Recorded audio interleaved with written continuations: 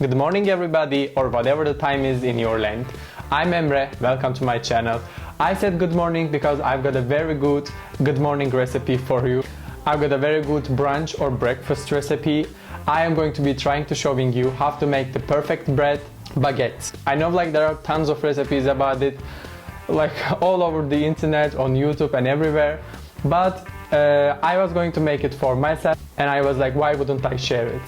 Because I am going to try to show you a very simple way of making it, and we are going to need only a couple of ingredients, and I am going to show you the steps very clearly, and you are going to have the perfect baguette when you follow all the steps with me.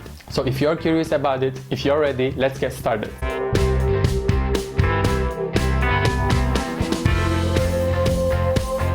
As I said, we are going to need only a couple of ingredients to prepare the baguette, that are flour, water and yeast. That's all. So let's start. I am going to mix the yeast with water because we want it to be activated before we mix it with the flour. I'm gonna give it a stir. And just like every time when you use yeast, just a very small pinch of sugar to activate it, because sugar activates the yeast.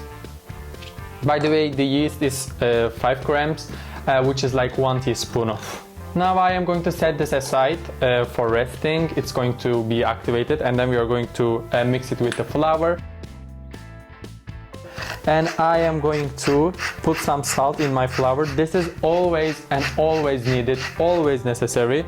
If you want to make something delicious, if you want to make something that's flour was enhanced, then you should put salt. It doesn't matter what it is. It can be a vegetable, it can be meat, it can be dough, especially dough. The first and the very basic rule of making a good and delicious dough is to salt it.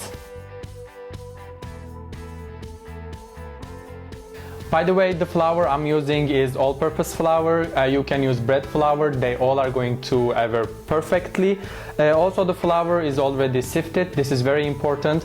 For making a fluffy dough, you need to sift it at least once. Right now the yeast is ready. If you ask me how I understood it, it has bubbles on top and it smells gross, which means it's ready. So now I am just going to pour 1 glass of room temperature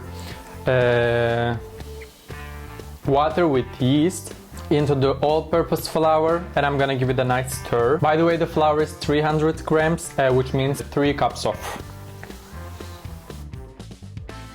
Now I am going to mix it very well for at least 10 minutes, because for a perfect fluffy yeast dough, we need to mix it very well to activate the yeast, and we are going to need to stretch the gluten in it. Like this, we are going to have the fluffy dough. By these movements, we are actually stretching the gluten, and also we are putting more and more airs in the dough. And now for sure, I am going to cover it with plastic. You can use a cling film. I'm using a plastic bag. I cut it from the corners and open it, because this is so easy to use it. You know, cling films are sort of troubles in kitchen. The reason why we cover it is to create sort of an actually oven inside the bowl, because we need some warm air, we need some humid for activating the dough, for activating the yeast. Actually, this is why we need to cover it. Also, we don't want to dry the outside of dough. We don't want to see wrinkles on it. This is why we need to cover it. Now I am going to leave it aside for at least 1 hour. I am going to put it in a warm place. It can be near your oven if you are already preheating it, or it can be the warm corner of your house. Now I'm going to leave it like that. I know in so many recipes, in so many videos about this dough, they say you need to get it rest for overnight, but it's super unnecessary, because yeast is something that gets unfresh super easily, super quickly. This is why you cannot keep it unless it's not in fridge for overnight. And when you put it in fridge, it gets activated super slowly, because it needs heat, it needs a warm place to get activated. This is why you are going to have almost the same result when you put it in the fridge for overnight and when you get it rest for 3 hours in a warm place. So you need to get it rest from 1 hour up to 3 hours. This is going to give you the best and the perfect results. As you can see, the dough perfectly doubled itself. Now I'm going to take it out from the bowl and I am going to divide it into two because this is too big for one bread. And then I am going to make sort of two thick rolls out of the dough. And then I am going to transfer them into the tray that I already dusted. And then I am going to get them rest for at least an extra 45 minutes more. And then I am going to bake them in the oven, which is preheated to 200 degrees for 25 minutes.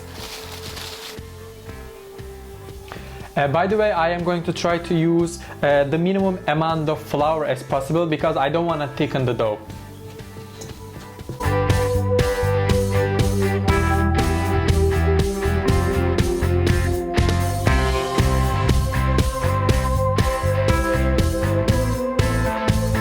By the way, we need to put a cup of water inside the oven while the breads are cooking because the water is going to be boiling while the breads are baking. Like this, we are going to have steam that we need for the crunchiness.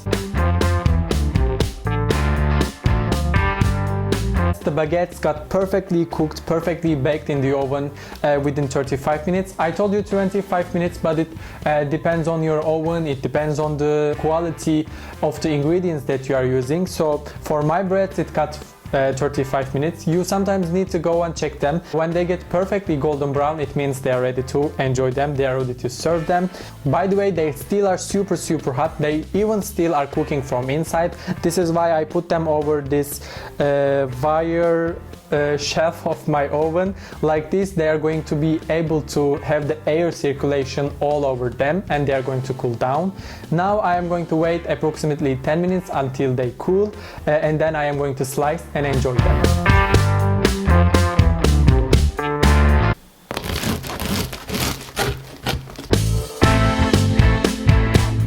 They are super crunchy outside, at the same time super soft inside, just like as they should be. I hope you like the recipe. I hope you'll try to make it at home. If you do not forget to like my video and do not forget to give me video suggestions underneath the videos. I would love to make them for you. And in order to see more and better recipes from me, you can subscribe to my channel for free. So it rhymed. So thank you so much for watching and see you next time.